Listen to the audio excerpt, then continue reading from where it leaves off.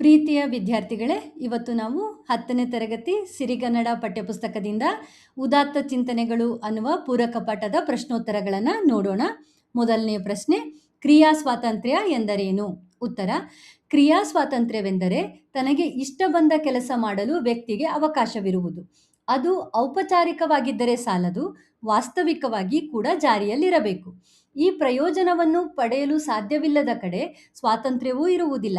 ಶೋಷಣೆ ಎಲ್ಲಿ ಇಲ್ಲವಾಗಿದೆಯೋ, ಒಂದು ವರ್ಗವು ಇನ್ನೊಂದು ವರ್ಗವನ್ನು ತುಳಿಯುತ್ತಿಲ್ಲವೋ, ಎಲ್ಲಿ ನಿರುದ್ಯೋಗವಿಲ್ಲವೋ, ಬಡತನವಿಲ್ಲವೋ, ಎಲ್ಲಿ ತನ್ನ ಕೆಲಸದ ಫಲವಾಗಿ ತನ್ನ ಕೆಲಸ, ಮನೆ, ಆಹಾರಗಳನ್ನು ಕಳೆದುಕೊಂಡು ಬಿಡುವ ಭೀತಿ ವ್ಯಕ್ತಿಗೆ ಇರುವುದಿಲ್ಲವೋ, ಅಲ್ಲಿ ನಿಜವಾದ ಕ್ರಿಯಾ ಸ್ವಾತಂತ್ರ್ಯ ಇದೆ ಎಂದು ಹೇಳಬಹುದು. ಎರಡನೆಯ ಪ್ರಶ್ನೆ, ರಾಜಕೀಯ ಸ್ವಾತಂತ್ರ್ಯದ ಮಹತ್ವವೇನು? ಉತ್ತರ: ಒಬ್ಬ ವ್ಯಕ್ತಿಗೆ ಶಾಸನಗಳನ್ನು ರಚಿಸುವುದರಲ್ಲಿ ಮತ್ತು ಸರಕಾರಗಳ ಸ್ಥಾಪನೆ ಮತ್ತು ವಿಸರ್ಜನೆಗಳಲ್ಲಿ ಪಾಲ್ಗೊಳ್ಳಲು ಇರುವ ಹಕ್ಕನ್ನು ರಾಜಕೀಯ ಸ್ವಾತಂತ್ರ್ಯ ಎನ್ನುತ್ತಾರೆ. ಜನರ ಸ್ವಾತಂತ್ರ್ಯ ಮತ್ತು ಸಂತೋಷಗಳನ್ನು ರಕ್ಷಿಸುವುದು ಸರಕಾರದ ಕರ್ತವ್ಯ. ಆದರೆ ಆ ಸರಕಾರವು ಜನರಿಂದಲೇ ತನ್ನ ಅಧಿಕಾರವನ್ನು, ಬಲವನ್ನು ಪಡೆದುಕೊಳ್ಳಬೇಕಾಗುತ್ತದೆ. ಆಳಲ್ಪಡುವವರ ಸಮ್ಮತಿಯಿಂದಲೇ ಸರಕಾರದ ಅಸ್ತಿತ್ವ, ಅಧಿಕಾರ ಮತ್ತು ಶಕ್ತಿ ಇರುವುದು.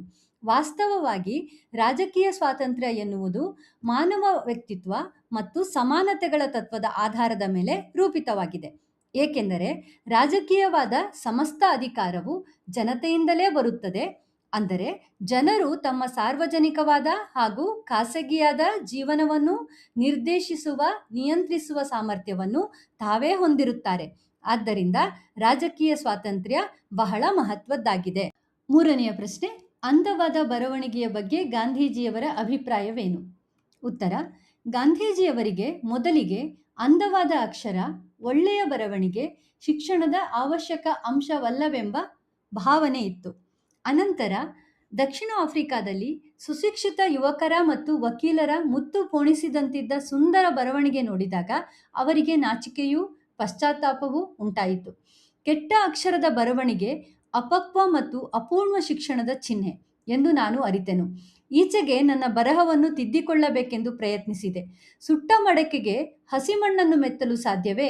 ಆ ವೇಳೆಗೆ ಕಾಲ ಮೀರಿ ಹೋಗಿತ್ತು. ಚಿಕ್ಕ ವಯಸ್ಸಿನಲ್ಲಿ ಅಸಡ್ಡೆ ಮಾಡಿದುದನ್ನು ತಿದ್ದಿಕೊಳ್ಳಲು ಆಗಲಿಲ್ಲ. ನನ್ನ ಉದಾಹರಣೆಯಿಂದ ಒಳ್ಳೆಯ ಬರವಣಿಗೆಯು ಉತ್ತಮ ಶಿಕ್ಷಣದ ಅಂಶವೆಂಬುದನ್ನು ಪ್ರತಿಯೊಬ್ಬ ಯುವಕನೂ ಯುವತಿಯೂ ತಿಳಿದುಕೊಳ್ಳಲಿ ಎಂದು ಗಾಂಧೀಜಿ ಹೇಳಿದ್ದಾರೆ. 4. ಆನ್ ಟು ದಿ ಲಾಸ್ಟ್ ಕೃತಿ ಗಾಂಧೀಜಿಯವರ ಮೇಲೆ ಯಾವ ಪರಿಣಾಮ ಬೀರಿತು? ಉತ್ತರ: ಗಾಂಧೀಜಿಯವರ ಬಾಳಿನಲ್ಲಿ ತತ್ಕ್ಷಣ ಪರಿಣಾಮಕಾರಿಯಾದ ಬದಲಾವಣೆಯನ್ನು ಮಾಡಿದ ಪುಸ್ತಕವೆಂದರೆ ಆನ್ ಟು ದಿ ಲಾಸ್ಟ್ ಕೃತಿ. ಅದನ್ನು ಓದಿದ ನಂತರ ಆ ಪುಸ್ತಕದಲ್ಲಿ ಹೇಳಿದ ಧ್ಯೇಯಗಳಿಗನುಸಾರವಾಗಿ ತಮ್ಮ ಜೀವನವನ್ನು ಬದಲಾಯಿಸಿಕೊಳ್ಳಬೇಕೆಂದು ಗಾಂಧೀಜಿಯವರು ನಿರ್ಣಯಿಸಿಕೊಂಡರು. ಅನಂತರ ಆ ಪುಸ್ತಕವನ್ನು ಸರ್ವೋದಯವೆಂಬ ಹೆಸರಿನಿಂದ ಗುಜರಾತಿ ಭಾಷೆಗೆ ಅನುವಾದ ಮಾಡಿದರು. ಆನ್ ಟು ದಿ ಲಾಸ್ಟ್ ಗ್ರಂಥದಲ್ಲಿ ತಮ್ಮ ಮೇಲೆ ಪರಿಣಾಮ ಬೀರಿದ ಈ ಕೆಳಗಿನ ಸಿದ್ಧಾಂತಗಳನ್ನು ಗಾಂಧೀಜಿಯವರು ಸರ್ವೋದಯ ಪುಸ್ತಕದಲ್ಲಿ ಪ್ರಸ್ತಾಪಿಸಿದ್ದಾರೆ. 1. ಎಲ್ಲರ ಒಳ್ಳೆಯದರಲ್ಲಿಯೇ ನಮ್ಮ ಒಳ್ಳೆಯದು ಅಡಗಿದೆ. 2. ವಕೀಲನ ಕೆಲಸಕ್ಕೆ ಇರುವ ಬೆಲೆಯೇ ಕ್ಷೌರಿಕನ ಕೆಲಸಕ್ಕೂ ಇದೆ. ತಮ್ಮ ಕೆಲಸದಿಂದ ಜೀವನ ನಿರ್ವಹಿಸಲು ಎಲ್ಲರಿಗೂ ಸಮಾನವಾದ ಹಕ್ಕಿದೆ. 3. ಶ್ರಮಜೀವಿಯ ಜೀವನ ಉಳುವವನ ಅಥವಾ ಕೈಕಸುಬುದಾರನ ಜೀವನವೇ ಯೋಗ್ಯ ಜೀವನ. 5ನೇ ಪ್ರಶ್ನೆ, ವಿವೇಕಾನಂದರ ದೃಷ್ಟಿಯಲ್ಲಿ ದೇಶದ ಪ್ರಗತಿ ಸ್ಥಿರವಾಗುವುದು ಯಾವಾಗ?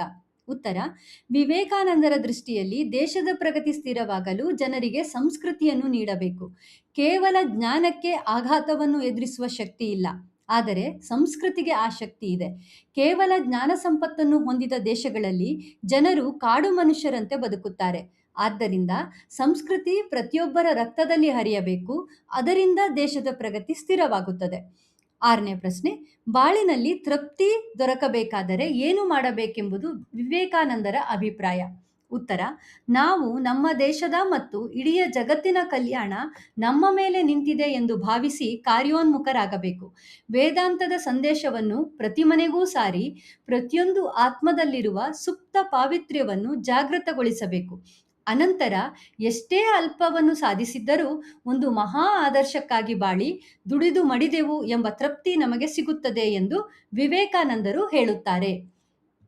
ಈ ಪಾಠದ ಪ್ರಶ್ನೋತ್ತರಗಳು ನಿಮಗೆ ಉಪಯೋಗ ಆಯಿತು ಅಂತ ಅಂದ್ಕೊಳ್ತೀನಿ. ಸಬ್ಸ್ಕ್ರೈಬ್ ಮಾಡೋದನ್ನು ಮರಿಬೇಡಿ. ಧನ್ಯವಾದಗಳು.